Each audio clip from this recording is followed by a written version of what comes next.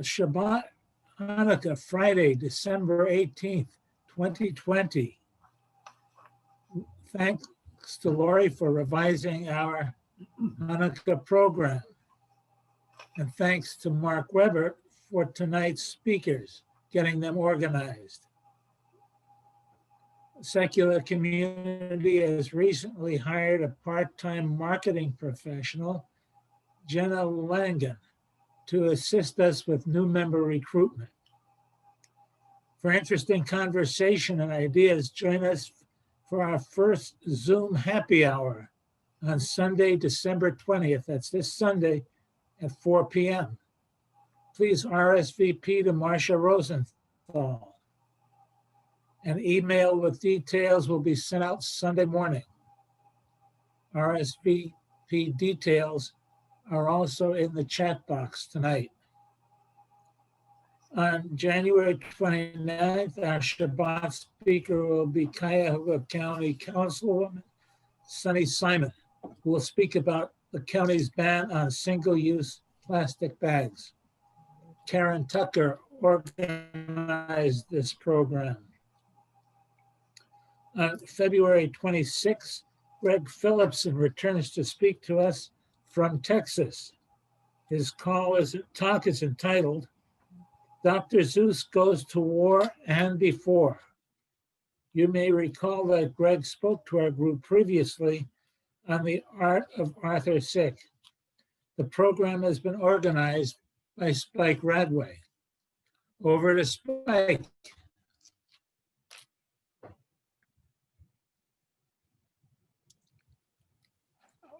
I think the program now should be Mark Weber starting the program, I would think.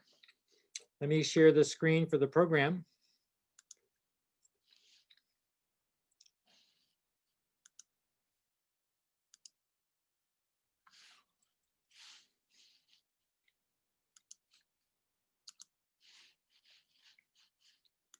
And Laurie, I guess we could highlight Mark, if you can see that screen.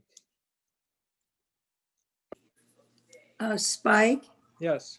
this is Bobby. I can't, I lost my image in the group. Can I get it back before it's my turn to be seen? You just have to turn on the start video button. I have, it's recording.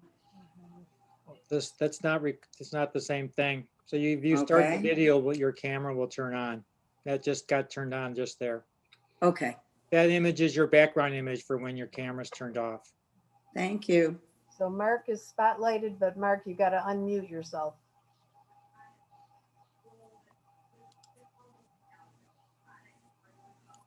Good. All right. Are we ready to begin? Are you? All right, so I guess we start with the song. So that's up to, it's back to me then. Yeah, but there's just one bit of humor Okay. before we begin the song, and this is a question for everyone. And that would be this: what's the difference between Hanukkah and dragons? All right, of course, nobody knows the answer, so I will tell you. One is 8 nights, while the other 8 nights. I know, pretty bad. All right. All right. Yes. Are we ready? Now, is there music or? I'll get the music started for us. Surely you don't want to have me sing, do you? No. Don't call you Shirley, but we don't want you. Okay. Let me make sure I have the right buttons checked here. Yeah, you name out over.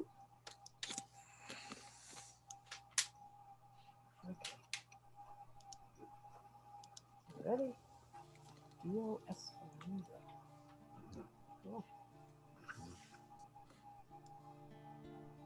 הנה מה טוב מנעים שבתאים גם יחד הנה מה טוב מנעים שבתאים גם יחד הנה מה טוב שבתאים גם יחד הנה מה טוב שבתאים אחים גם יחד. הנה מה טוב, הנה מה טוב, לה לה לה לה לה לה לה לה לה. הנה מה טוב, הנה מה טוב, לה לה לה לה לה לה לה לה לה. הנה מה טוב ומה נעים, שבת אחים גם יחד. הנה מה טוב ומה נעים, שבת אחים גם יחד. הנה מה טוב, הנה מה טוב, לה לה לה לה לה לה לה לה לה. הנה מה טוב, הנה מה טוב, לה לה לה לה לה לה לה לה. הנה מה טוב ומה נעים, שבת אחים גם יחד. הנה מה טוב ומה נעים, שבת אחים גם יחד. En armonía, juntos en armonía, la la la la la la la la la. En armonía, juntos en armonía, la la la la la la la la la.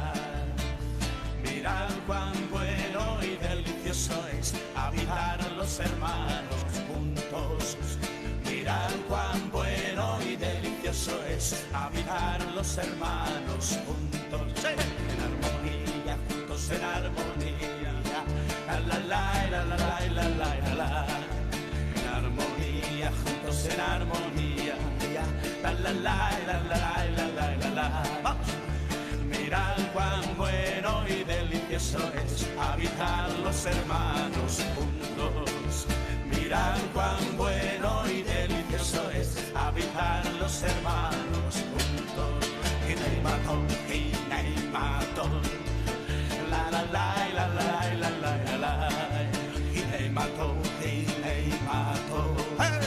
la la la la la la la la la. Hineimaton. שבת אחים גם יחד. הנה מה טוב ומה נעים, שבת אחים גם יחד.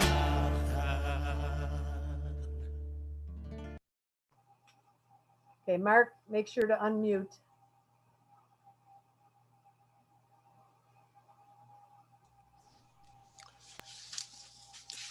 We will begin our celebration of Hanukkah and Shabbat with the reading written by Rabbi Benjamin Biber. The rays of sun bring life to this world. Its light feeds the globe. Its warmth sustains all. The moon and the stars inspire poetry. They fuel passions and visions and dreams. Our ancestors' fires cooked suppers and lore. Their torches dispelled threat, fear, and darkness. Flames burned through each night, winter and ice age, shaped clay, then metals, became signs of hope. Our ritual fires link us to these lights, and we reach beyond toward the future. Our love and reason blaze and bring wholeness, enlightening us to care and to strive.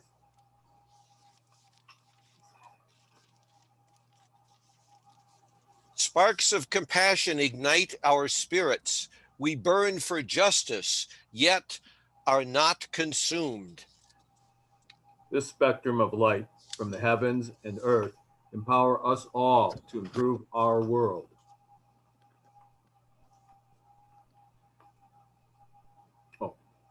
We rejoice in our heritage that has given us the tradition of lighting the Shabbat candles.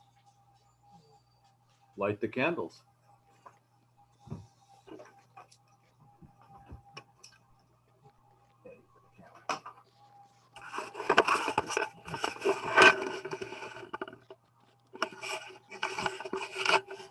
As we focus on the light of these candles, we take time to rest and reflect on our own light and the light of others. We honor the good the just and the caring. We praise the healers, the builders, and the dreamers. We celebrate the peacemakers, those who teach, those who nurture, those who love, those who share, and those who create for humanity. Shabbat is a time for regeneration, a chance to restore our tranquility and to regain our strength.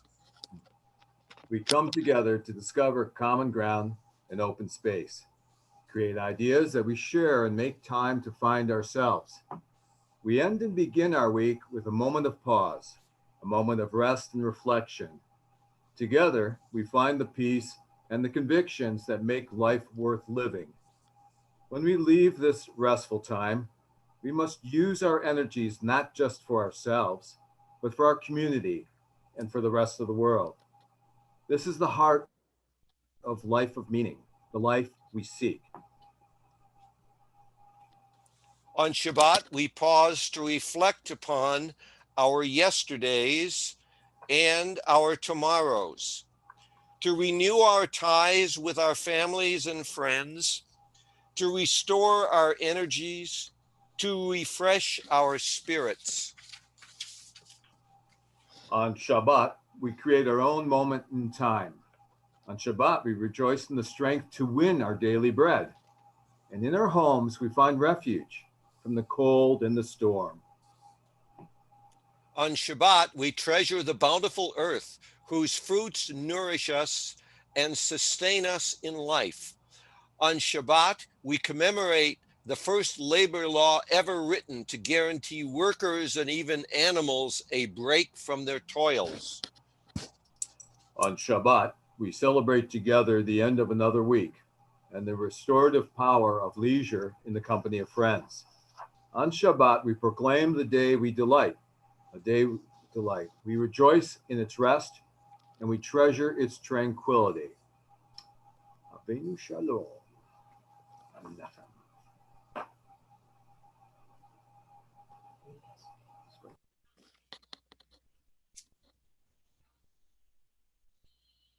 עושה שלום.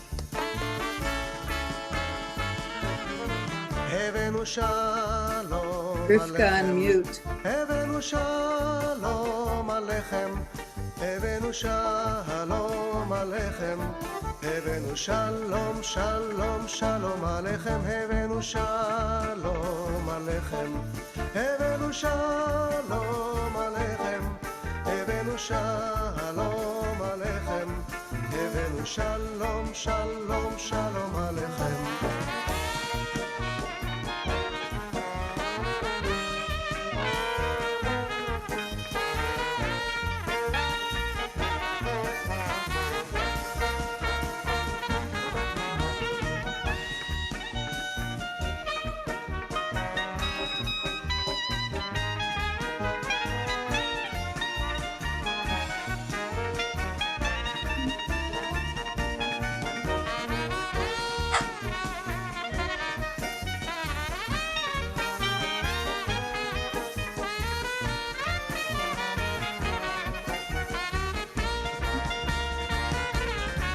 הבאנו שלום עליכם, הבאנו שלום עליכם, הבאנו שלום עליכם, הבאנו שלום, שלום, שלום עליכם.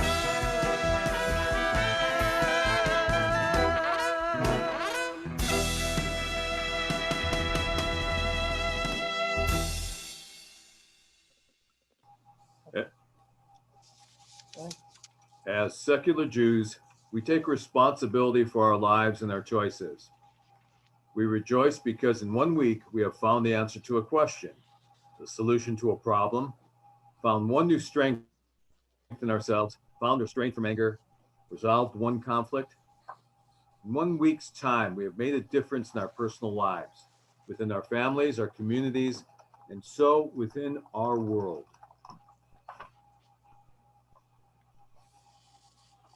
Peter. Oh, wine is a symbol of life's pleasures and the joys of community. Shabbat is the time every week when we savor life's sweetness. Let us raise our cups to the fullness of life. We rejoice in our heritage, which has given us the cup of wine as a symbol of our happiness. Let the Shabbat be a time for believing in what could be and seeing with new eyes. In this serious world, let us take ourselves less seriously. While the world around us unfolds in an instant, let us judge each other a little more slowly. Let the Shabbat shine a light into a corner of ourselves where hope is renewed. Let us remember a reason to be joyful, a way to be gentle. Let the Shabbat be a time for opening up. Let us find strength in our dreams and trust in our strength. Shabbat contains in it the values and principles of true social justice. Not only the master may enjoy rest and freedom. Shabbat extends to the whole household. All who work should be allowed to enjoy the freedom to devote themselves to their own thoughts and to spend free time as they wish. A person who tastes freedom will appreciate it and struggle to keep it. This is one of the greatest values that Jewish people have given to the world. In tasting bread on Shabbat, we remember the hungry. In learning on Shabbat, we combat ignorance. In celebrating Shabbat, we affirm our Jewish identity and cherish our Jewish heritage. Let us eat the challah and share the product of Earth's bounty and people's efforts. We rejoice in our heritage, which teaches us to love our earth, which gives us wheat, and to honor the farmers who grow it and the workers who make it into bread. As the strands of the challah intertwine, so do our lives connect with one another. May the sharing of the challah strengthen our bonds with our community and with all of humanity. May there come a day when no human being suffers the pangs of hunger or the desolation of loneliness and homelessness. Eat your challah, please.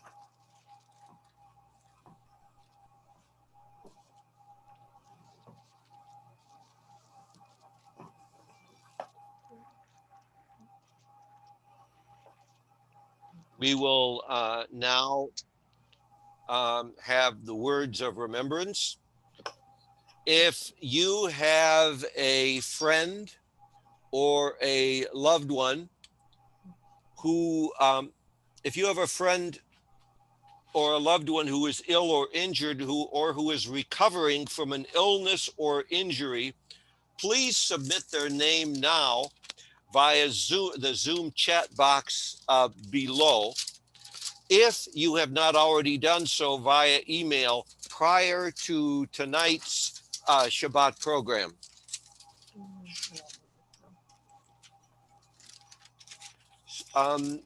Let's see.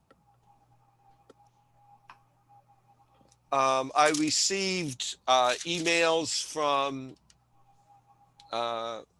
let's see, Audrey. Could you tell all of us whom you are thinking of?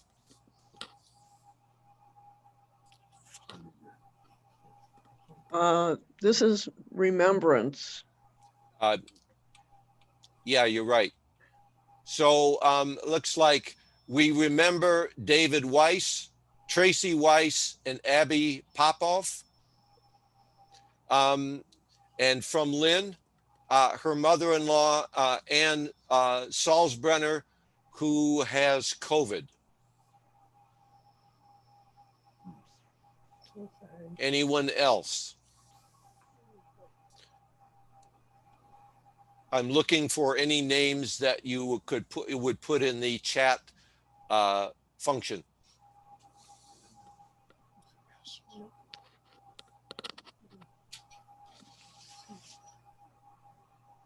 Let's see. From Ron Fishman, Francis Gordon. Oh, I'm sorry. That's, let's see. Okay. Let's move to remembering those who have passed away. We pause to remember friends or loved ones who have died recently or who have died during this season in years past. If there is someone whom you would like to remember, please submit their name now in the chat, unless you have done so previously. So let's see. Let's see. From Ron Fishman, Francis Gordon.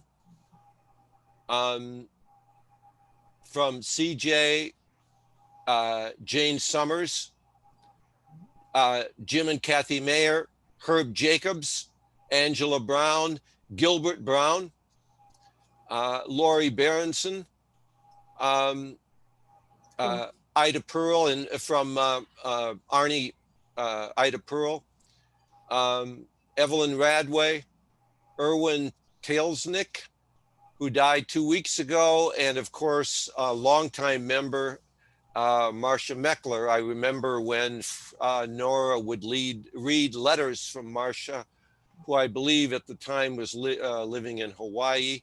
Rivka, in honor of my son, Howard Hoyer, who died 2 years ago. From Rona Weiss, Jack and Lillian Becker, and her in-laws, Charles and Gladys Weiss. And Bobby, whom would you like to remember?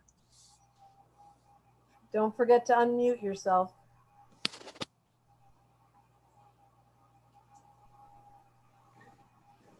I was just happy to have Marcia Meckler mentioned, and Alan Rubenstein Right.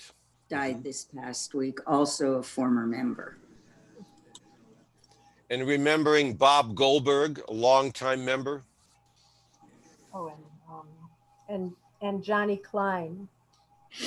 Yes, John Klein. Others? Oh, and Jim Evans, our good friend Jim Evans. Jim Evans. And of course, Cindy just reminded us, Tom Orrick. And Elaine and Don Sherman. Yes, of course. And Leslie Keller. Leslie Keller. Any others?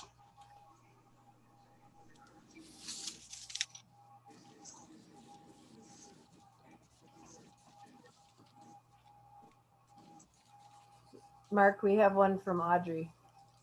Leslie Halpern, daughter of Audrey Halpern.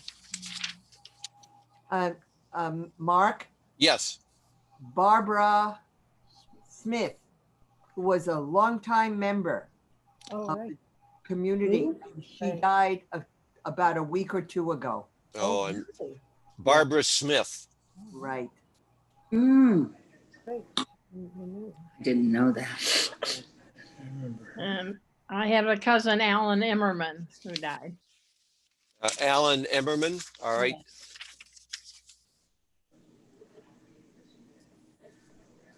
I have an aunt, Tybee Elfman, who died at this time 10 years ago. All right. Others?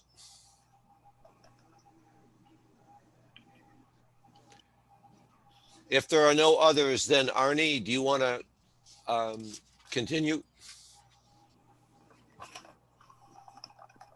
In the rising of the sun and in its going down, we remember them. In the blowing of the wind and in the,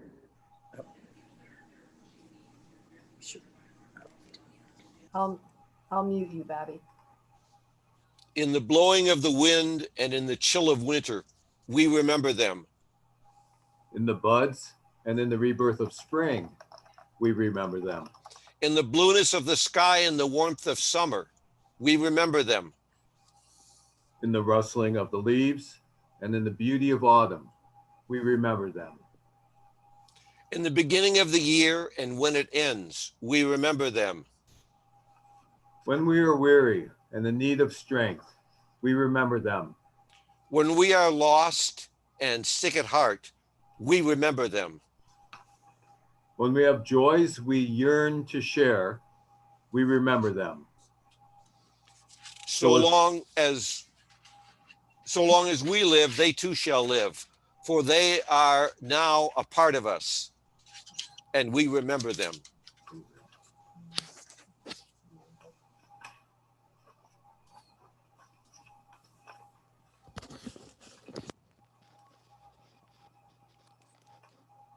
Music, Spike.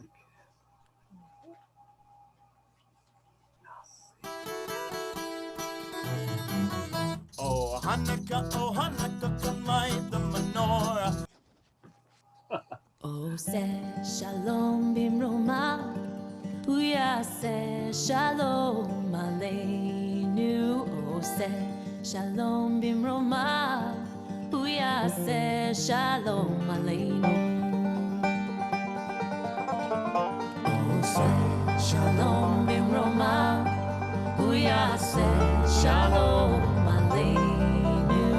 עושה שלום במרומיו, הוא יעשה שלום עלינו. ועל כל ישראל, ועל כל יושבי תבל, ועל כל ישראל ויאמרו אמן. הוא עושה שלום במרומיו, הוא יעשה שלום עלינו. Shalom bimromav, hu yaseh shalom aleinu. Hu yaseh shalom bimromav,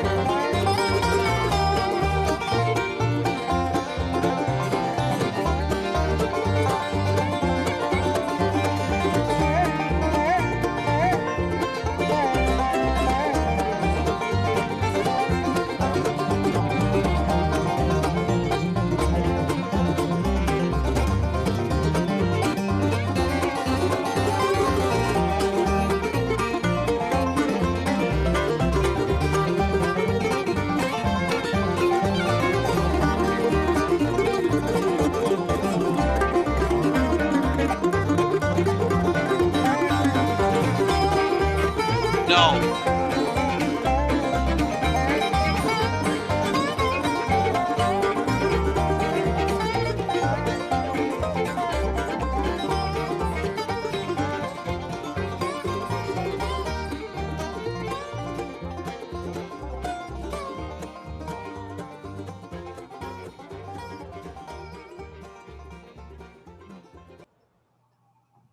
Mark, unmute yourself.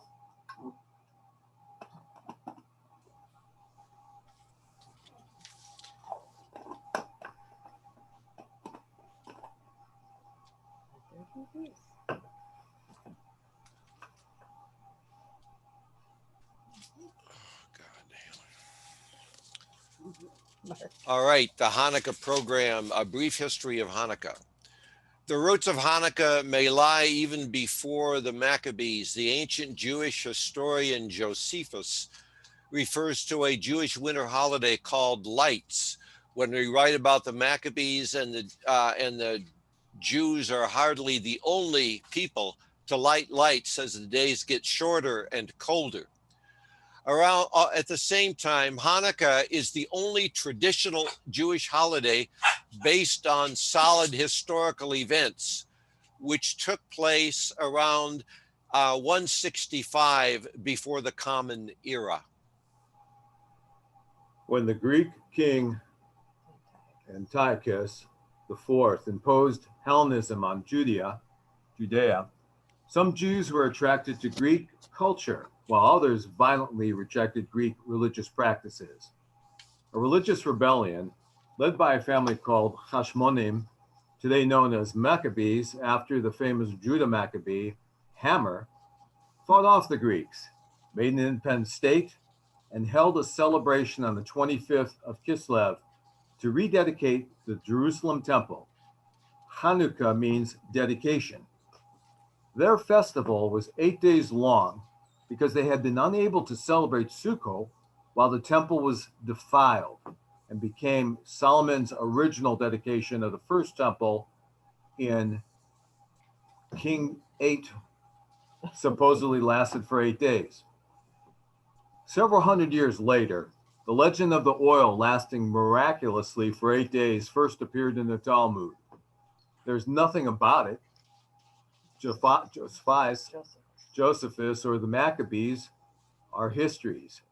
Evidently, despite rabbinic antipathy to the Maccabees for their eventual Hellenization and their claims to be both high priests and kings, a story to sanctify the holiday by de-emphasizing human agency was needed, since people kept celebrating it. Between then and now, Hanukkah was largely a minor holiday. A 9-lit candelabra, menorah, or Hanukkah would be lit and displayed. One helper candle, the shamus, and one additional candle for each night. A 4-sided top game, dreidel, also played in medieval Germany. Joined the party, as did the giving of small coins, Geld, which became chocolate coins in America. Foods cooked in oil like potato latkes or donuts, sufgoyinot, were also added. In competition with Christmas, and because of stronger Jewish national ethnic feelings, Hanukkah has become more important in the last 150 years than it has been since the days of the Maccabees. Lighting of the candles. Mark, unmute yourself.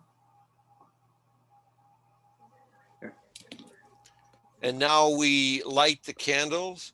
For the first candle, Candle lighters, make sure you unmute yourselves. I'm unmuted. I have first and second candle, but I need to see my image. You're there. Not everyone's going to see you. Just scroll down to the arrow. Scroll the arrow down until you get your picture. Well, I don't have an arrow. I'm on an iPad. It really depends. Your image is showing, Bobby. It's just that. Okay, very good. Well, let me know if I'm showing the candles. Oh, no. Well, no, we see Mike. Well, hi, Mike. How's that? I only have the paper. That's okay. So- Go ahead and read it. We're good. No, I mean on my screen. I can't get my image. Well- So you won't be able to see this. No, well, we can see you. We can see Mike. Yes, but you need to see me. Well, you have to I'm turn, in that. you have to turn your camera. All right, but I can't know that because it's not showing on my screen. All I have on my screen is a copy of the Oh. program. There is I can't do it unless I can see my image. Bobby, Yeah. there's a view button somewhere on your screen. There should be a view button, and if you click on view, you can click on. No, there's no view button. Just turn the thing Spike. to the left. Spike, anyhow. Bobby, if you go light the menorah, we can see that. That's in the background to the right of my. Okay, good. That's all Bobby's I shoulder, needed to so, know. yeah, But so I would, we can see that. okay, Mhm. that's good. I would You don't love to have be to worry able to about it. see something, but okay. This is the first candle.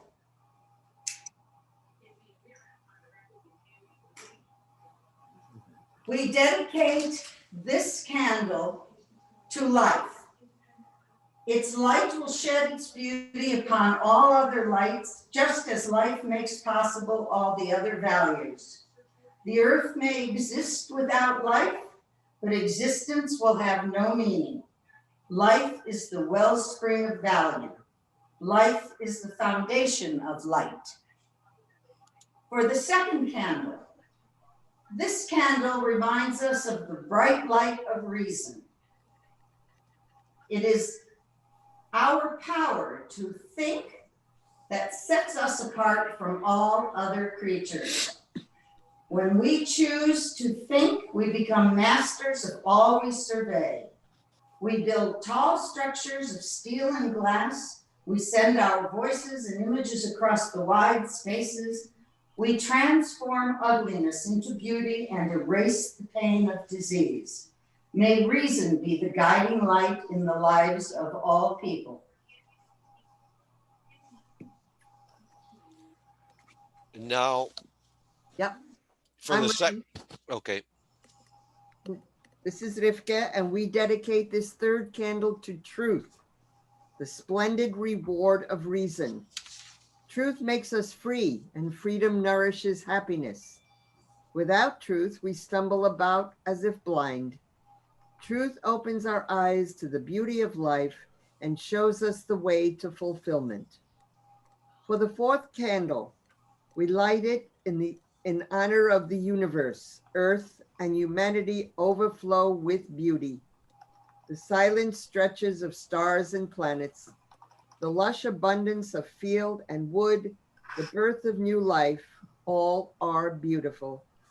Yet the beauty that we see is not so thrilling as the beauty that fires the mind and inspires the heart. When the vast universe beckons to us to seek its truths, when we plant and harvest and build from the resources of the land, when we search out the secrets of life, we discover a beauty that surpasses even the most brilliant sunset. May the glow of this candle inspire in us the spark of imagination that we may find new beauty in life and in the world. For the fifth candle, the warmest light is that of love. We love people, we love ideals, we love the principles that make life and beauty possible.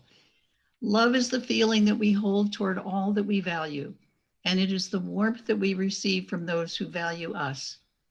To earn another's love is to know the richest reward of life.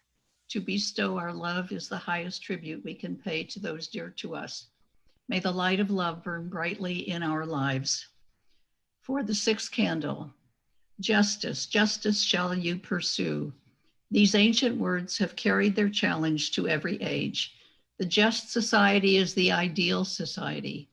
A person can seek truth, discover beauty, feel love, but only when all people act with honesty and courage is there justice among them. Justice is truth in action.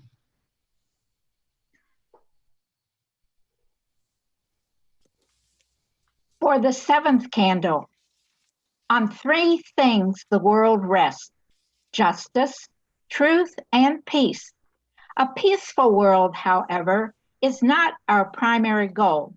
It is the reward for achieving our goals. It is the consequence when we live together in truth and justice. A Chinese proverb advises, if there is righteousness in the heart, there will be beauty in the character. If there be beauty in the character, there is harmony in the home. If there is harmony in the home, there will be order in the nation. When there is order in the nation, there will be peace in the world. The lights of this holiday encourage us to hasten the day when every man and woman, boy and girl will be pursuers and lovers of peace. For the 8th candle. This final candle we dedicate to the future with all its priceless possibilities. The flames of the menorah will soon flicker and die, but the heroism of the Maccabees, the truth they defended, the freedom for which they fought, these are lights that cannot be extinguished so long as we hold them dear. We have rededicated ourselves to life and reason, truth and beauty, love, justice, and peace. May their precious light guide our way in all the days to come.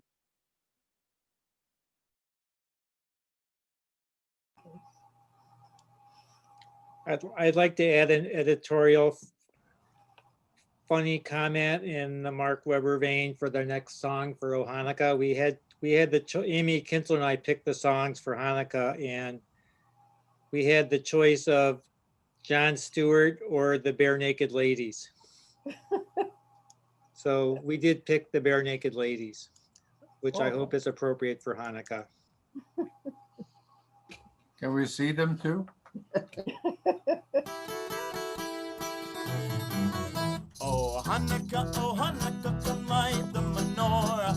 Let's have a party, we'll all dance the hora. Gather around the table, we'll give you a treat. Sit open in to play with and latkes to eat. And while we are playing, the candles are burning low.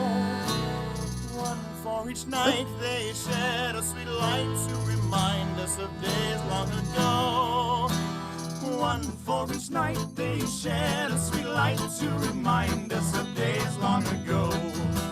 Oh Hanukkah, come light the menorah. Let's have a party, we'll all dance the hora. Gather round the table, we'll give you a treat. Sip open in to play with and latkes to eat. And while we are playing, the candles are burning low. One for each night they shed a sweet light to remind us of days long ago.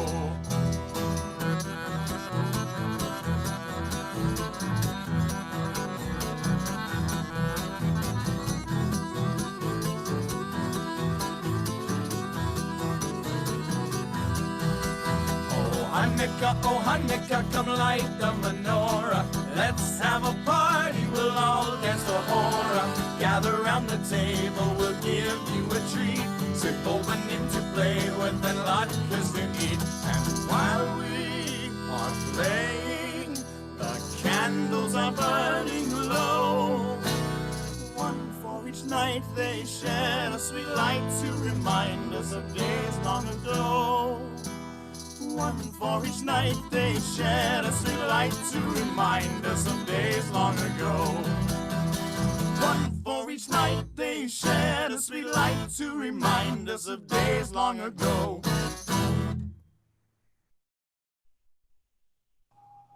Very good, Spike. Good choice. Good choice, Amy.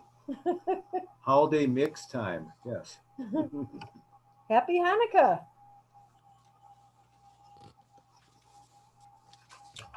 Happy Hanukkah. Happy Hanukkah. Happy Hanukkah. Happy Hanukkah. Happy Hanukkah. Happy Hanukkah. It's Chanukah. Here. Let's see. We've completed. Yes, thank you. Thank you very much for everyone who attended this evening and who participated. It's my pleasure to introduce our speakers for this evening. Laurie Albright and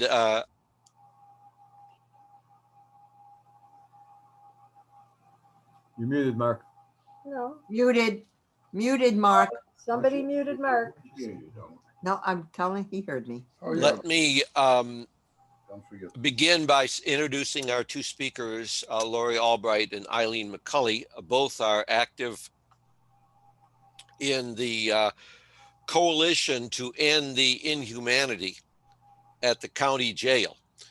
And anyone who has been reading The Plain Dealer at all during the past year, well, actually the past several years,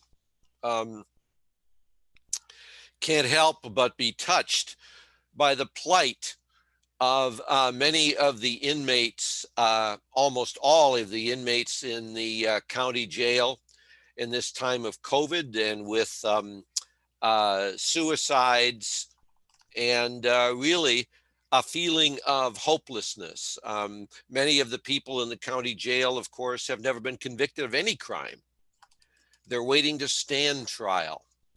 Well, from this particular work, both Laurie and Eileen noticed that one of the most insidious aspects of the incarceration of inmates in the county jail is the cash bail system.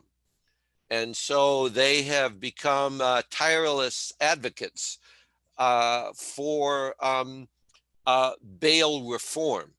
And of course, they'll tell us what they mean by bail reform. And they have worked with a number of groups, among them the ACLU's Bail Reform Project, the Bail Project, and other local Cleveland organizations. So without any further comments by me, I just want to express my welcome and also my admiration for both Laurie and Eileen, who have spent a good deal of their time in the last few years concerned about some of the people who have no voice, those who are incarcerated under the cash bail system. So Laurie and Eileen, please take it away.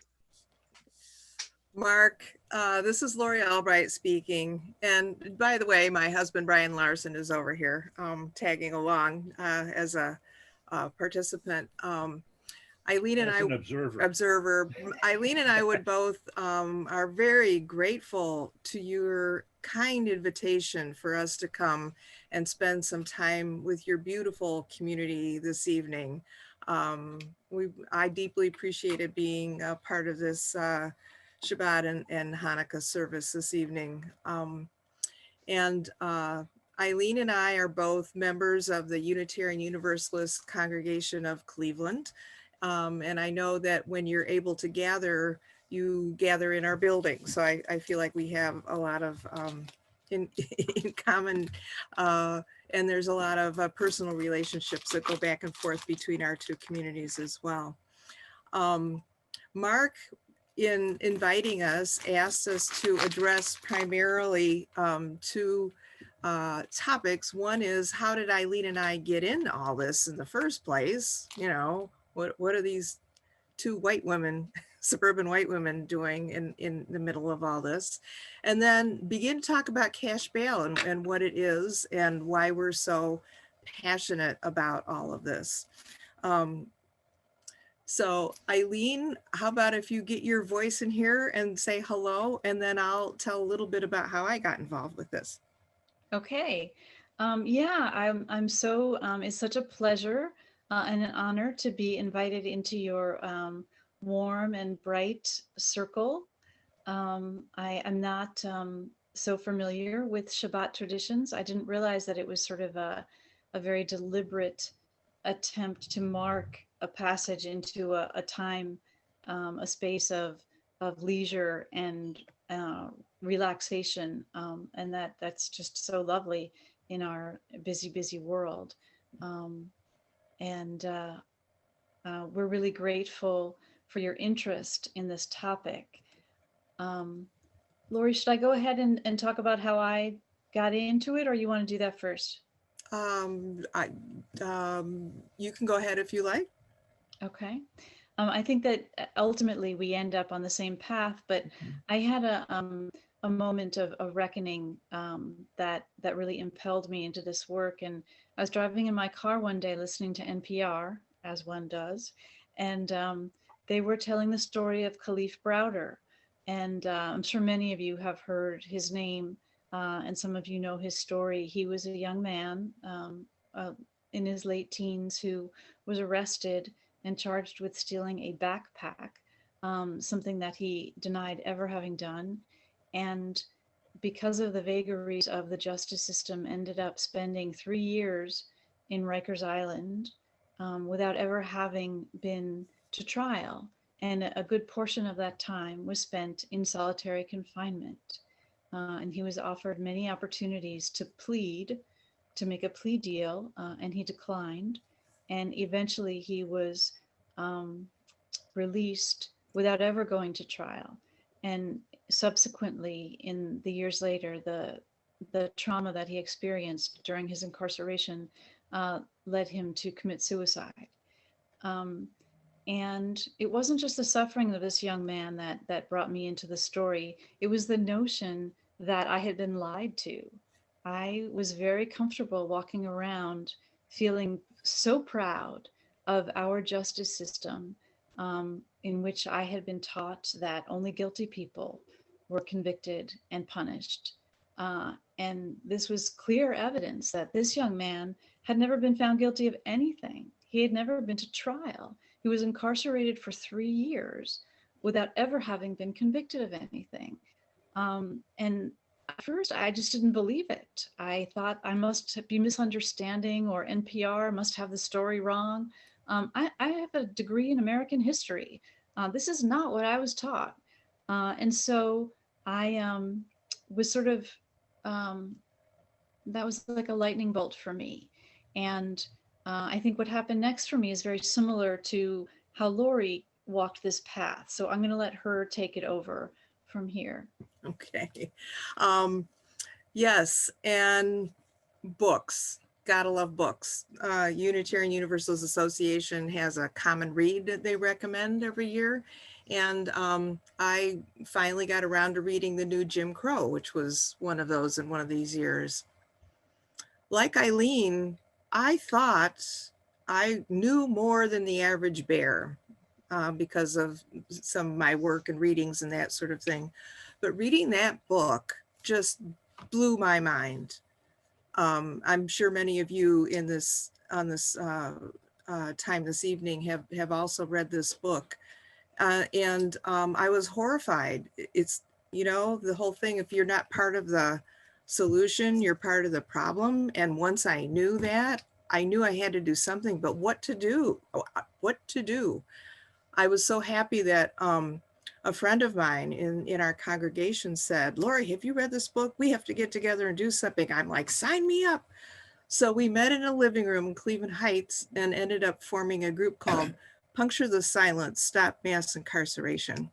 And we engaged in a number of activities shortly after we formed.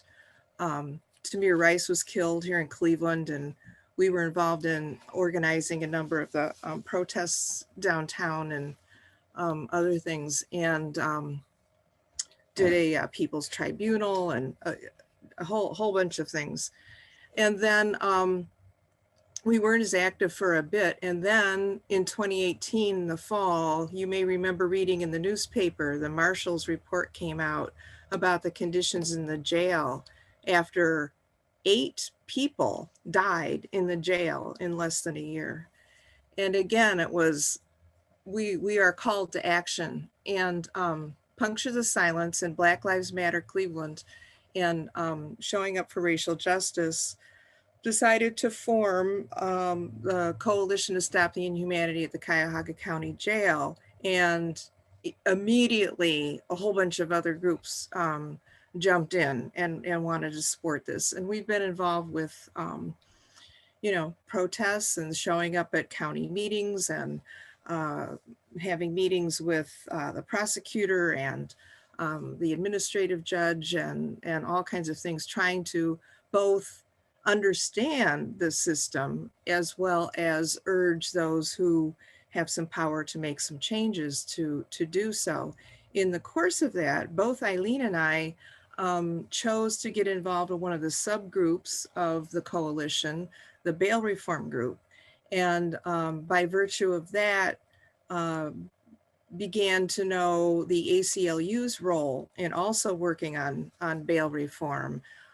There's an amazing woman who works there by the name of Melekta Malaku, who is just one of the most powerful women that I've ever met. And we've been meeting weekly for, gosh, almost a couple years now, and have learned so much.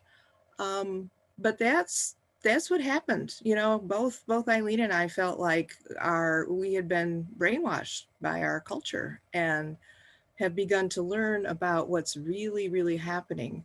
And one of the ways that the gateways into being sucked into this justice system or injustice system, if you want to think of it that way, is through the cash bail system.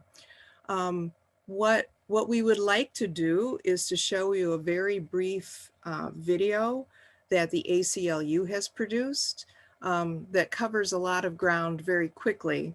And then we can talk a little bit more about what that video is. Anything you want to add, Eileen, before we start that No, video? let's roll the tape. Okay, all right. Select a window or application that you want to share.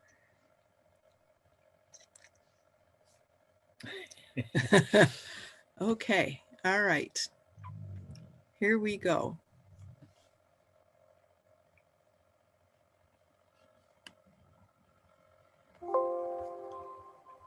Here's the truth about bail.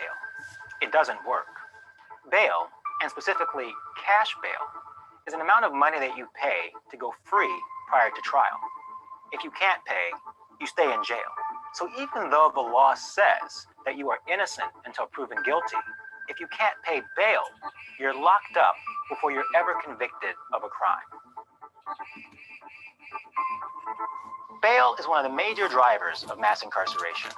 70% of all those in jail in this country have not been convicted of a crime. That's almost 500,000 people in jail on any given day who are legally innocent. And many are trapped for weeks, months, or even years. Within just 2 days of going to jail, you can lose your job, custody of your children, and your home. It's harder to meet with your attorney, and the threat of indefinite detention makes it more likely that you will plead guilty to something that you didn't do. People of color have higher bails and are jailed at higher rates. LGBTQ people are also more likely to be jailed prior to trial because they can't afford bail. The theory is that paying bail makes it more likely that you will show up for court. The reality is that bail is a multi-billion-dollar industry. Private insurance companies and local bail bond agents stand to lose big if the system is reformed. So they spend millions lobbying lawmakers to protect their profits. If the goal is to make sure people come back to court, doesn't it make sense to just send them a reminder? Bail reform means reducing mass incarceration and leveling the playing field for everyone in the justice system. Join the fight. The ACLU's Campaign for Smart Justice is taking on bail reform across the country.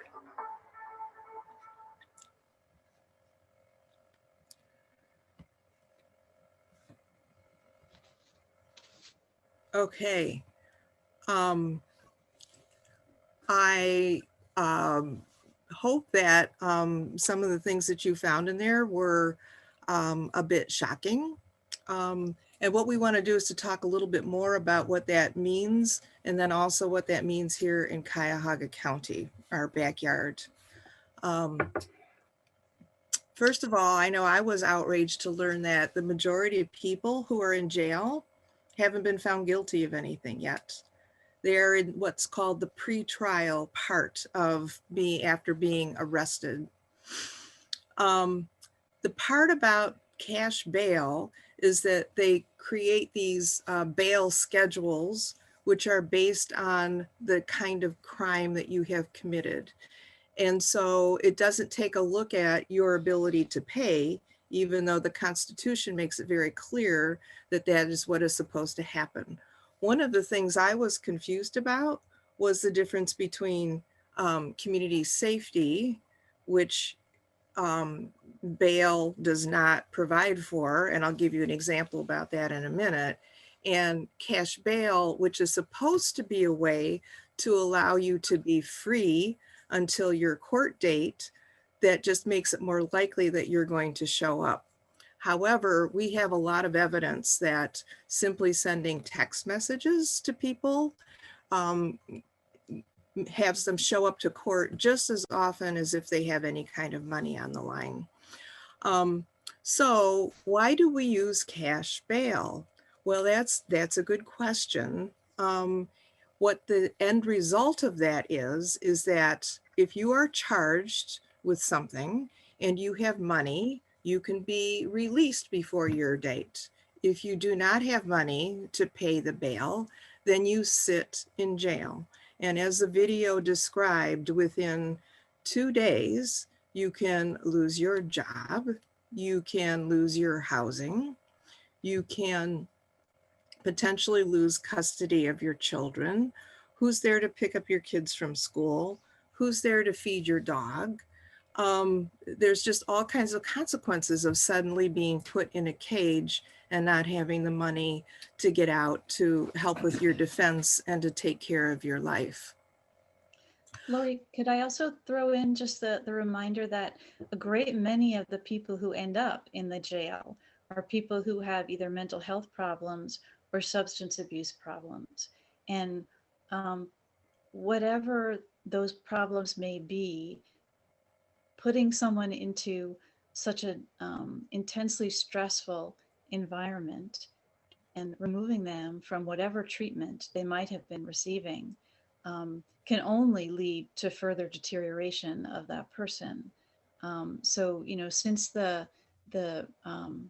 deinstitutionalization of mental health, now our jails are de facto the primary providers of mental health services in this country. And that in itself is a crime. Yeah. I also just wanted to point out for people who might not understand the difference, jail is different from prison. Jail is where people are kept either before trial or if they've been sentenced to a relatively short duration sentence, like a year. If you're sentenced to longer than a year, you get sent to state prison. And jails are strictly a lockup. There's no services there. There's no library, there's no classes, there's no nothing. It's strictly a place to lock people up. Okay, Laurie, go ahead. Okay, great.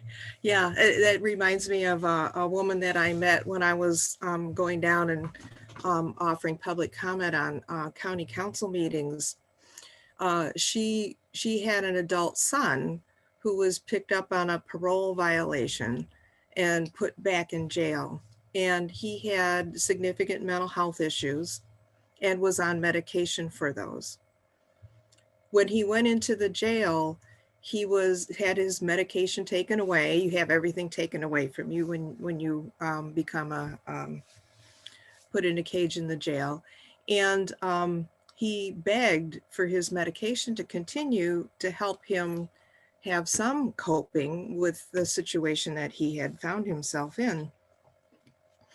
His mother called every day, everyone she could find. It took her 30 days before he had any of his medications resumed.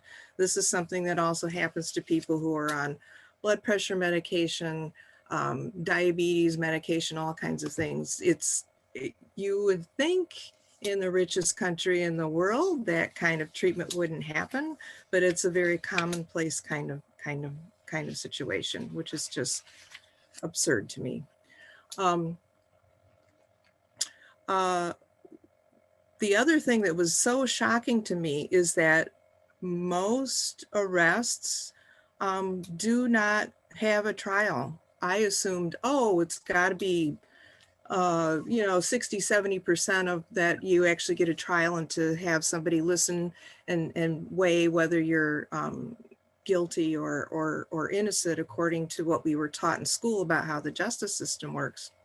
Over 90% of people who are brought into the jail plea.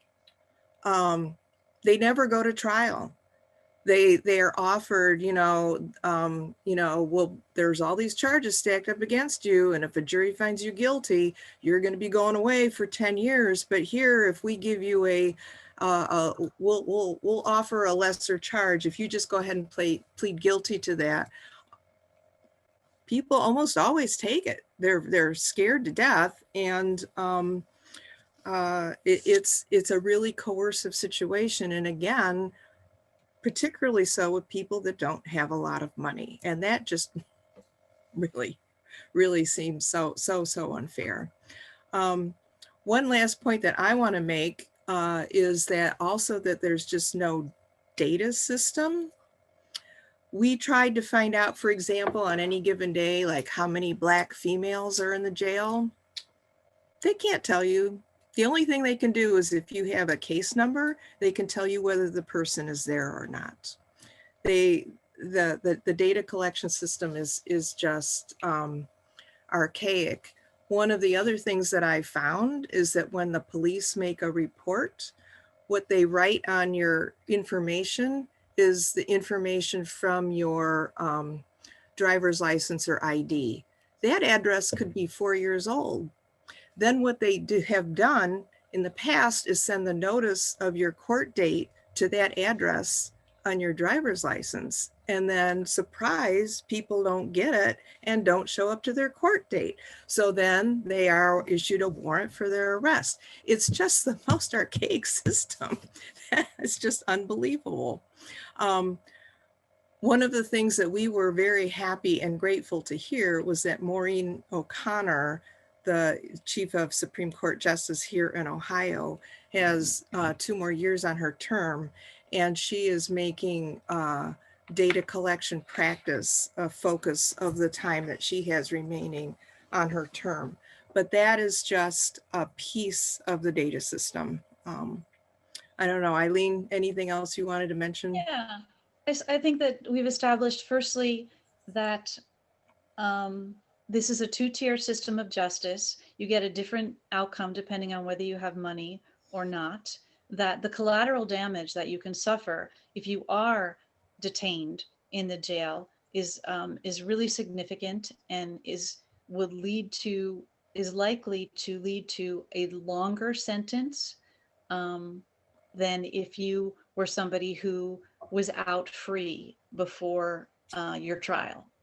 And that prosecutors have used this as a really effective way of coercing people into taking plea deals, which is why we hardly ever have real trials anymore in this country. And that plea deal situation has increased dramatically in recent decades, to the point where, as Laurie said, of all the convictions that are collected, 95% of those come from plea deals, not from trials. One other point that I wanted to make is that one of the things that we often hear when people push back against our bail reform presentation is, well, what about public safety? How can you keep us safe without cash bail? Cash bail was never meant to be about safety, and the logic of using cash bail for safety just doesn't hold up. We all probably read of the case out in Lake County last year, I believe it was. There was a young man who knew what his motive was, but he shot 2 people in cold blood, and he was arrested. And the bond that was set for him was, help me out, Laurie, $1 million? $1 million, yeah. $1 million. And so to be released, somebody had to come up with 10% of that to pay a bail bondsman. And they were able to do that. So now there's this person who clearly shot and killed 2 people in cold blood who is not detained. So it's not a question of public safety. And I think judges often feel a lot of pressure to be tough on crime and to set high bails, because they think if somebody is released on bail and something bad happens, that the judge will be blamed. But there really is no logic to that argument. I think, Laurie, that you wanted to talk a little bit about one of the ways that people have tried to overcome that question about public safety is through the use of risk assessment tools. Laurie, do you want to talk a little bit about that? Yeah, it makes sense. It makes logical sense. Well, instead of having a bail schedule based on the crime, then let's do some kind of risk assessment. The Arnold is probably the most commonly used one in the country right now. Wouldn't that work better if you just take these more objective indicators in deciding what level of bail to charge people? The problem with that is the intertwining of the whole problems with the justice system, because many of the supposedly bias-free indicators of the risk assessment aren't exactly as bias-free as you might think at first blush. For example, Eileen and I are very aware of the over-policing that happens in communities of color. Gosh, as just one horrible example, when being involved with Greater Cleveland congregations, I was doing some voter education and registration work on the near west side. And one of the women there said, "Come here a second, come in here and sit down in my living room. I want to tell you what happens in this neighborhood."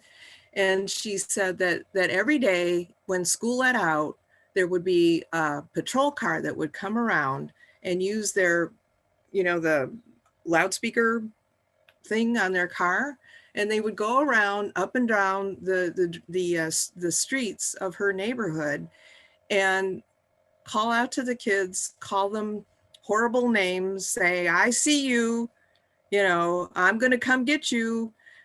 Just terrorizing the neighborhood. There are just really horrid things that are going on. So the over-policing results in, for example, we all know that it is very clear that white people and Black people use drugs at exactly the same level, but arrests for drugs by Black people is much, much higher. And that's because of the over-policing aspect of it. So if you say, well, if someone has had a prior conviction, say for, marijuana or something, then they get ratcheted up on the risk assessment. There are a lot of things like that in the risk assessment.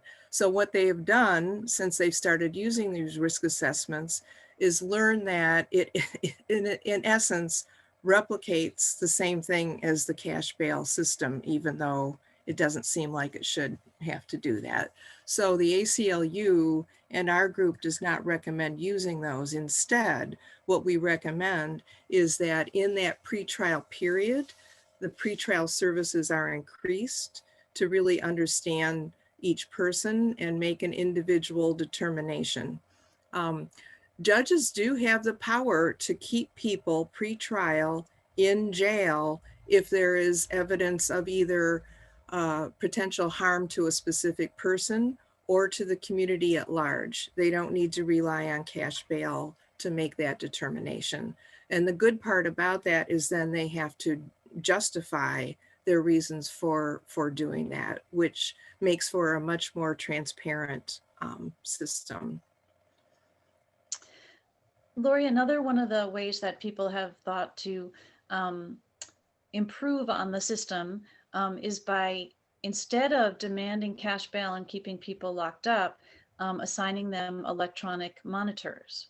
So you may have heard some things about that lately. There's these ankle monitors. You know, I recently have learned a lot more about that, because in my naive little brain, I thought of it as something kind of like an activity tracker. And I just didn't understand that electronic monitoring is essentially a way to keep people under house arrest. And so what happens is, if they have a job, they're allowed to leave for their job as long as their overseer, I forget what they're called, the person who's sort of monitoring their electronic monitor, as long as that person knows like where they're going and when, and they're always there at the right time. So if you have a job, for example, that has hours that vary from day to day, like if you have a fast food job, like sometimes you might be on the 3 to 7 shift, sometimes you're the, 9 to 11, whatever. And if you can't get in touch with your officer to tell them, then you can actually be rounded up and brought back to jail. If you have to go pick up your child in an emergency and you're out of the house at a time when your officer doesn't know that you're supposed to be out of the house, again, you can get locked up. And to add, what's the right way of saying it? Insult to injury, people are charged for these electronic monitors. People who are having trouble making it day to day are being asked to pay, being forced to pay up to like $250 a month for these monitors. So we think that electronic monitoring is not a reasonable substitute for cash bail. And so, another point that I'd like to bring up is that almost everybody who goes to prison, no matter how violent they are, almost everybody who goes to prison gets out eventually. And so when you take somebody and you put them in jail, is what we're talking about now, but also for a longer prison term, are you doing anything to promote their growth and our public safety during the time that they're there? There's research indicating that people who commit acts of violence are more likely to commit acts of violence if they're sent to prison than if they're not. So we have this system that we all sort of have bought into, that somehow doing this thing, incarcerating people, locking up lots and lots of people, is making us safer. And there is just not a shred of evidence that that's true. So, Laurie, are we ready to talk about what the ACLU is promoting as appropriate bail reform? Yeah, you want me to show the slides? Unless you have something else you think we need to cover first. No. Okay. Okay. So the ACLU has a coordinated campaign throughout the state, and I'm going to walk you through some of the things that the ACLU has determined will create a better system than the cash bail system that we have right now. The first demand is for a process that's fair and uniform across courts. So instead of having a different bond schedule in every county in the state, that there should be a uniform process in which conditions of release, meaning bail, but not necessarily cash bail, conditions of release have to be determined after an individualized hearing within 48 hours of arrest. So what happens now is that people go before a judge. That judge has 2 minutes to determine whether they think that person should be released pre-trial or whether that person should be assigned a bail bond amount. Go ahead, Laurie. That there should be a presumption of release, that courts should release most people with no or minimal conditions, or if there are conditions, that they should be things like a phone call or text reminder of an upcoming court date. And we actually have some pretty solid research evidence that that works. Michelle Early, who's a very forward-thinking municipal court judge in Cuyahoga County, has established in the muni court, not the county court, the muni court, that people get a text reminder, and their rates of appearance at trial are in the like 95, 96% area range. Okay, so these text messages do work. It's not that people are skipping out on their trials because they have various motives. It's because life happens and they have kids and they have jobs and they don't have transportation, and it's very hard to make it happen. If a judge is going to assign cash bail to an individual, that judge has to write it down, why that person needs to have a cash bail and can't be released pre-trial. People who are released should not have, pardon me, unnecessary or intrusive conditions like frequent drug monitoring if their offense wasn't related to drug use, or electronic monitoring, which, as I've discussed, is very intrusive. That their inability to afford a means of release, like an electronic monitoring program or drug testing, should not disqualify them from pretrial release. So it shouldn't be that only people who can afford their electric monitor are allowed to be released pretrial. That should not be a criteria. Go ahead, Laurie. The ACLU is calling for effective pretrial services. That means that when you're booked, you meet with somebody who is like a social worker, that you'll set up call or text reminders for your court date. That person will do an interview and collect information that will help a judge make a reasonable determination of whether that person can be safely released into the community or whether that person needs to be detained. As I said, right now, the judge is making that determination based on a 2-minute interview in the courtroom. The pretrial services would also direct people to help, like housing or job placement or other things that they need that might actually help them stay out of the carceral system.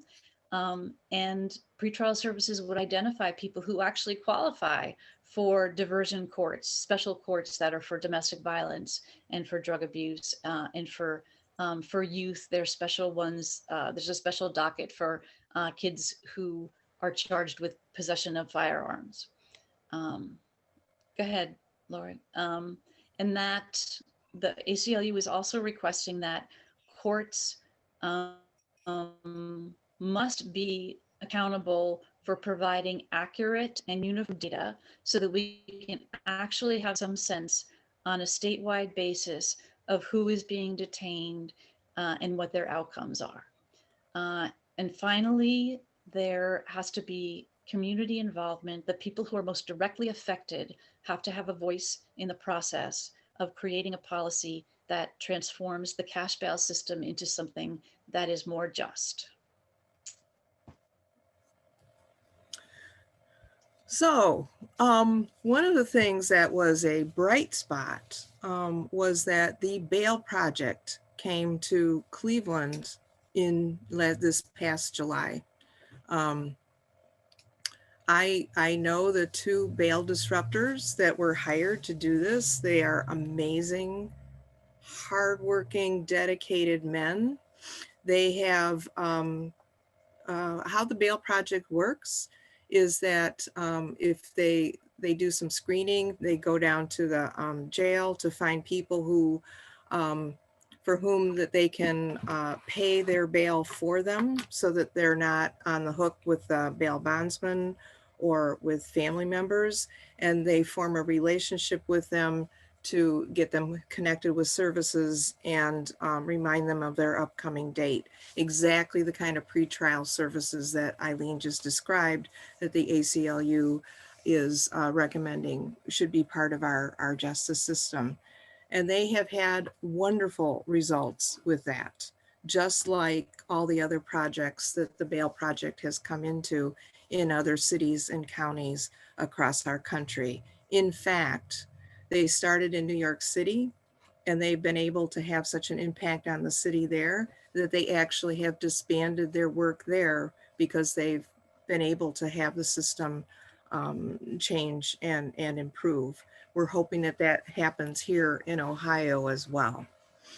So the last thing that Mark asked us to talk about is what you might be interested in doing in supporting this effort for bail reform. Eileen, do you want to talk a little bit about what's going on at the Ohio State House? Sure. The Ohio State House,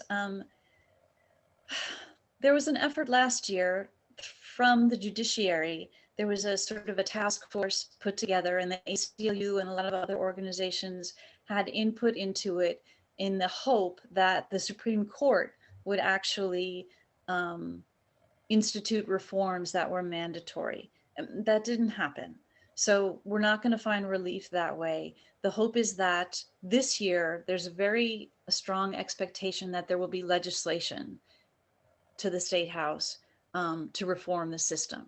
And so if you wanted to have a voice in that process, you could get in touch with the ACLU and they would alert you when that legislation is introduced so that you could call and write and even appear at the State House to give testimony about this topic. So ACLUohio.org is the home base for our local ACLU Cleveland office. And they have information about a number of different issues. But if you go to the tab that is called advocacy, there's a whole section there that's about bail reform. And you can be informed, you can subscribe, and you can get text alerts about what's going on. And then also bailproject.org is the webpage for the Bail Project, where if you make a contribution, that contribution will be used to directly help somebody who is being detained, and it will, the Bail Project will make contact with that person and pay their bail, but then also provide them with the support they need so that they get to trial, and actually the Bail Project can then get that money back. Because once you have gone to trial, then your bail is refunded, hopefully, if other court costs aren't. Oh wow, Laurie's giving us a little infographic about, yeah. So your then the bail money can be used over and over again. So I think those were our two suggestions for if you want to get involved. You can make a contribution to the Bail Project. You can always make a contribution to the ACLU, but the ACLU also offers you the opportunity to have your voice heard about this issue. And if you're really, really jazzed about this and want to come to our 5 o'clock Thursday meetings, you're welcome to do that too. And we can help you get connected with that. There's some wonderful, wonderful people there. Laurie already mentioned Melekta, who actually works at the ACLU, but there's some longtime community activists, Dave and Marta Patterson. There's some formerly incarcerated people who will tell you stories that really help you understand the situation. And some really, really amazing up and coming young activists who have their fingers in all sorts of pies all over town. It's a great place to make contacts with people. So I think that's what we have to say. But we would be delighted to answer questions or engage in discussion about any of these things. How do you want us to submit questions? Do we want them in the chat, Laurie? Right. Or do you want us to send them to one of you? Or you can just put them up in the chat, I think. The chat. I have a question. Do people know how to do that? There's Yeah. a little text bubble at the bottom of your screen for most of you that says chat. If you just click on that and then you go over to the right-hand side of your screen, you can type in your question. Few cases go to trial. What are judges doing? You type in the question, press enter. How does Cuyahoga County compare to the rest of the country? Excellent question. Our jail is no doubt, hands down, one of the worst in the country, but I'm sure that there are nasty little jails throughout the country that are equally inhumane. There are some bright lights. California has instituted some really progressive bail reforms. New Jersey also has instituted some. New York, as Laurie said, there is no longer a bail project in New York because there has been extensive bail reform in New York. So it's not like this can't happen. This has happened in other states. We just have to get ourselves together and make it happen. How does the US compare to the rest of the world, different parts of the world? We hands down put far more people in cages than like, do you remember the exact statistics, Eileen? It's just absolutely astounding. It's like, here's the US, and then here's all the other countries in the world, including the most repressive regimes you can think of. We are right. far We're not just away. talking about, yeah. There's only one other nation. There's only one other nation in the world that uses any form of cash bail, and that is the Philippines. We are completely an outlier in using cash bail. There's another question here. I was just going to say, it was really in the 80s and 90s that the incarceration rate took off dramatically. It's very, very different than like when most of us on this call were growing up. Eileen, I interrupted you. I'm sorry. No, sorry. I was just going to go. There was another question. Is California Proposition 25 recently failed for replacing cash bail with risk assessment. Is this a referendum? Do you mean, is there a referendum in Ohio? As of now, there's no referendum in Ohio.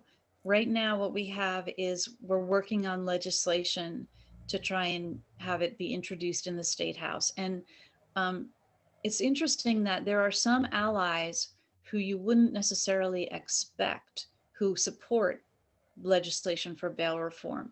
Libertarians who find the whole bail system intrusive are very keen to have it dismantled. And people who are aware that the state of Ohio spends a gazillion dollars keeping people locked up also recognize that the bail system, it's in our best interest to change the bail system. In fact, the ACLU spent 2 years doing research on the economic impact of cash bail. Go to the ACLU Ohio website and check out that study. It is astounding. Even if you don't care about the justice issues and you're a taxpayer and you want to save money, it's a win-win. It will cost less in taxes, and it will be so much more humane if we are able to reform this system. I see a question about the decriminalization of marijuana. That would help a whole lot because the vast majority of people in the jail are there for drug possession kinds of issues. And the ACLU's stance on that is also marijuana legalization or decriminalization as well. There are a lot of other things that could also be decriminalized. There are a lot of things that should be either like a traffic ticket or a written warning or something like that. But any kind of change that keeps people from ever crossing the threshold of the jail is ultimately going to be a good thing for decarceration. I think the issue around the referendum or the vote in California replacing the risk assessment, because there's a increasing research that risk assessment is just essentially replacing it with the same system that puts black and brown bodies in cages. So I don't know. I didn't follow how the campaign went in California, but there's a lot of criticism of risk assessments being used because it ends up with the same result. So they probably want it to be some, choice C rather than A or B. How do the insurance companies benefit from bail money collected? Where does the bulk of the bail money end up? So if you can afford to pay your bail money outright, then you don't have to deal with a bail bondsman. But if your bail is so high, then that you can't, like, there's no way you can scrape together that amount of money. If you can scrape together 10% of that money, you can pay that to a bail bondsman who will then cover the remainder of it. And when you show up for trial, the bail bondsman gets back the money, but they also get to keep the 10%.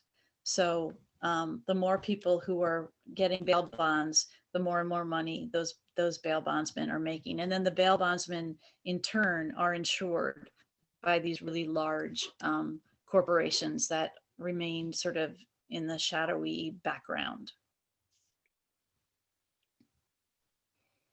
The bulk of the bail money, ends up probably, what I have heard is that often people who get to trial and have the capacity to get their bail money back, a lot of them don't. They're so traumatized by the whole experience, and the bureaucracy is so miserable that they simply just walk away from that money. I think that money is kept in a separate pot, as far as I know, from other kinds of, like, it's not put into like the county operating budget. I'm not sure where it ends up.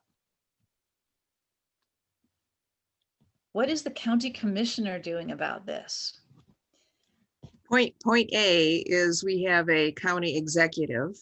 The 3-commissioner system was done away with a while ago. That's just a technical thing. But so Budish, who is our county executive, has not really weighed in, advocated for anything in any way that I have seen. Russo, when he was the administrative judge of Cuyahoga County, got a group together in 2016. They worked for 2 years and published a report of recommendations to change the cash bail system. It was a beautiful report. It had great recommendations in it, but that was in 2018. And now as we're approaching 2021, nothing's really happened in regards to those recommendations. The mayor could be a bully pulpit. He doesn't really have control over that, but he could certainly, use some of his bully pulpitness. And we've not really heard anything from him on that regard either. There was a process before COVID of the county. There was a county justice council in which all of those people, the prosecutor, the administrative judge, the county executive, lots of different people, and would be in the same room. And that was someplace where we at the bail reform working group had some success because they were all in the same space and we could talk to them, we could address them. And since COVID has happened, they have not been meeting. And we actually, that's sort of on our list, is to sort of try and light a fire under them, because we recognize that even among people of goodwill, it's a very complex system. There's the sheriff and all this other stuff. And it's very easy for them to say, well, I can't fix that. That's the prosecutor. The prosecutor has to fix that. And then the prosecutor says, oh, I can't do anything about that. Every judge, is king in his own courtroom and I can't affect that. So you got to get them all in the same room and make it, not let them off the hook, really make them answer questions. And those meetings were quarterly, so once every 3 months.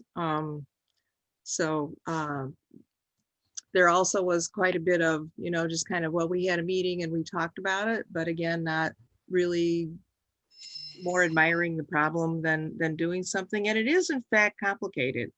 At the county level, they'd say, well, we have to wait until the state changes its rules, and the Supreme Court will say, well, it has to be a legislative change, and the legislature doesn't really have a whole lot of interest in this without public pressure.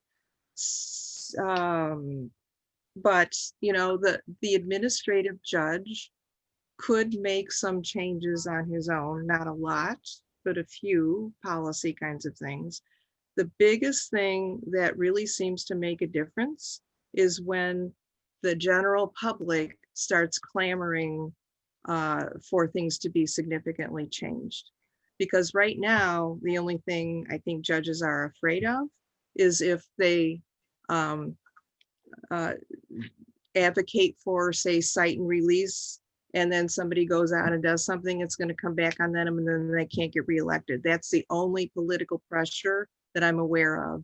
And most people don't know what goes on in a courtroom.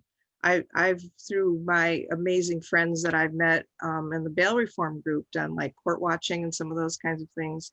That's really illuminating. But how many of us have time to go down and sit in, you know, devote a half a day to sitting in courtrooms over a period of several months to find out what's really going on in courtrooms?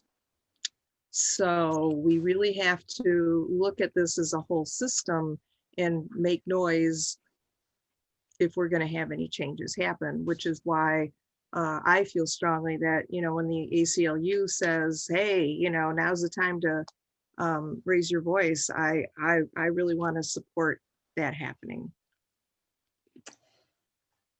Laurie Berenson is asking, will the new presidential administration have a positive effect on this? I have to assume that the presidential administration will have a lot of positive effects in a lot of different ways. However, one of the reasons why this was such a rewarding area to work on over the past 4 years is that it's not about what's going on in Washington, D.C. This is our backyard. These are people we elect. These are policies that are written on a county level or a state level in some cases. And so it'll be nice to have a different Justice Department, but this is all work that has to happen locally. Yeah, Spike, I agree with your sentiment there.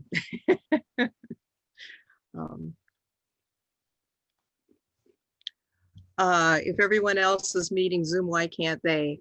The Quarterly Justice Council, that has been our question. Their answer has been, we've had so much to deal with COVID that we just haven't been able to find the time to do it. And there was also a question, does the same situation occur for federal court?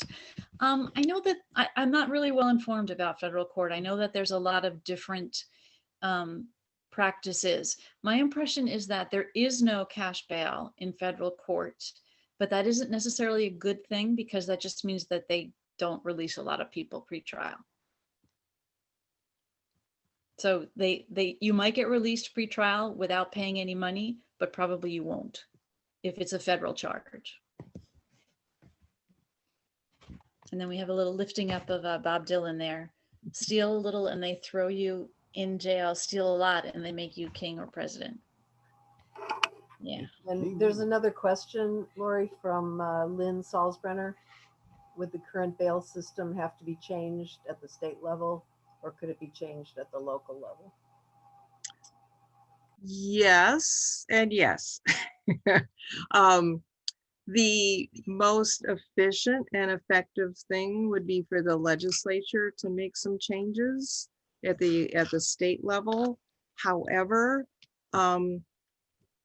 each judge could, they are kings and queens of their courtroom. They could change their practices. They have the power to do that, but they're all a little fearful of making any changes because the system is so intertwined with the bail bondsman system and the prosecutor, you know, and then, you know, at another level, really, to me, where the biggest change could be made is that if the police practices of, instead of finding people on the street and hauling them in and arresting them and then sort of sorting it out, is to have more directives regarding ticketing, citing, and those kinds of things, rather than just automatically bringing people to the jail. Fortunately, in Cuyahoga County, with a long struggle on the part of Greater Cleveland congregations, the Jail Coalition was a strong supporter of this, and many other groups as well. It looks like by April, we should have a 50-bed crisis center set up. Finally, we've been working on this for years, on 55th Street,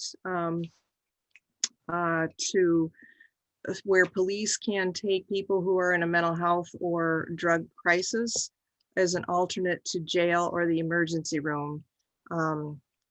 Officers understandably don't like to take people to emergency rooms because they have to spend hours there with the person until they're figured out what they're going to admit them or not. And even if they do, they can only keep them for a day or two, and then they're released without a lot of backup.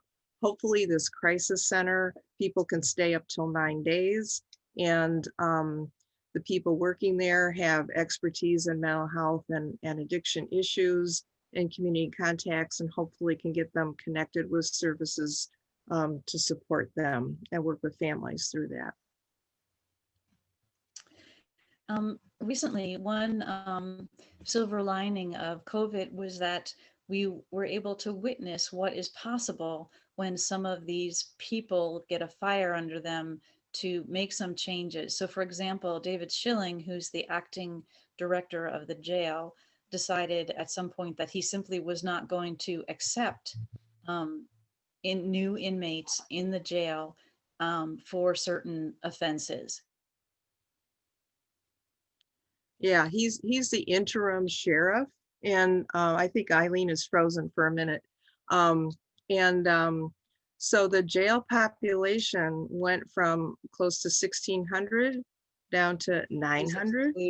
What? And then it has unfortunately crept back up because things have gone back to how we always do things, to about 1,300, which is when now COVID is, I think there's 300 cases of COVID in the jail right now and 50 corrections officers. But it can be done. I don't know if you know, you froze there for a little bit there, Eileen. Oh, I didn't know that. Okay. Yeah. Got it. Thanks for filling in. Yeah. We have another question. How does the demise of the plain dealer affect the coverage of this issue? I just want to cry. I just want to cry. They had done some really, really fine work about the jail, as well as about the lead situation in Cleveland. And I thought it was just so demoralizing and wrong when those reporters were essentially fired. So, you know, we're just going to have to find a different way to get that information. I'm really encouraged by the Documenters program. There's a sort of alternative media program being nurtured now that is training citizens to attend county and city meetings and report back. But you know, there's just no substitute for the kind of work that the PD was doing. It's a sad thing. I mean, they're still doing some reporting, and bless them for doing it. That's where I still get some of my information is, you know, on the levels of the population of the jail and the trials of the corrections officers and others for mistreating people in the jail and all that sort of thing. But yeah, it's a shame they got rid of the union. The guild, excuse me. Yeah. I want to, I think we're probably towards the end now, and I just want to thank Laurie and Eileen so much. This was really informative. I learned a lot of things and really grateful for the work you are doing. If you can hang around a bit, I think Spike can put people in breakout rooms if you have time to take a few more questions. that would be great. And again, thank you so much for your time this evening. Thank you. Really very Our pleasure. Thanks for the opportunity. We're grateful. Very enlightening. Thank you. Thank great. you. One for each night they shed a sweet light to remind us of days long ago.